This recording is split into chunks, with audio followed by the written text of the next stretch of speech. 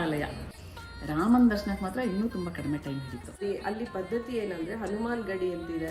ಹನುಮ ದೇವಸ್ಥಾನ ಫಸ್ಟು, ಹನುಮನ ದರ್ಶನ ಆದಮೇಲೆ ರಾಮನ ದರ್ಶನಕ್ಕೆ ಹೋಗಬೇಕು ಅಂತ ನಾವು ಅಲ್ಲಿಗೆ ಆಟೋ ರಿಕ್ಷಾ ತೊಗೊಂಡು ಹೋದ್ವಿ. ಬಟ್ ತುಂಬ ಕ್ಯೂ ಇತ್ತು, ಕಿಲೋಮೀಟ್ರ್ ಗಟ್ಟಲೆ ಕ್ಯೂ ಇತ್ತು.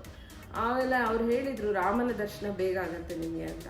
ಸೊ ಹಾಗಾಗಿ ನಾವು ಪರವಾಗಿಲ್ಲ ರಾಮನ ದರ್ಶನ ಮಾಡಿ ಮತ್ತೆ ಇಲ್ಲಿಗೆ ಬರೋಣ ಅಂತ ಹೇಳಿ ಶ್ರೀರಾಮನ ದರ್ಶನಕ್ಕೆ ಹೋದ್ವಿ.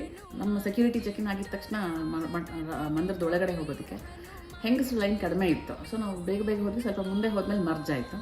ಅಲ್ಲಿಂದ ಸ್ವಲ್ಪ ನಿಧಾನ, ಬಟ್ ನಾವು ತುಂಬ ಚೆನ್ನಾಗಿ ನಿಧಾನಕ್ಕೆ ದರ್ಶನ ಮಾಡ್ಕೊಂಡು ಬಂದ್ವಿ. ದೇವಸ್ಥಾನ ಪ್ರವೇಶ ದ್ವಾರದಲ್ಲಿ ರಸ್ತೆ ಇದೆಯಲ್ಲ, ಅಲ್ಲೇ 5 ಕ್ಯೂ ಮಾಡಿಬಿಟ್ಟಿದ್ದಾರೆ.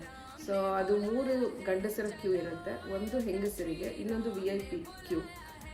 ಸೊ ಗಂಡಸರ ಕ್ಯೂ ಸ್ವಲ್ಪ ಇತ್ತು, ಕಿಲೋಮೀಟರ್ ಗಟ್ಟಲೆ ಇರಲಿಲ್ಲ, ಒಂದು ಅರ್ಧ ಕಿಲೋಮೀಟರ್ ಕ್ಯೂ ಇತ್ತೇನೋ.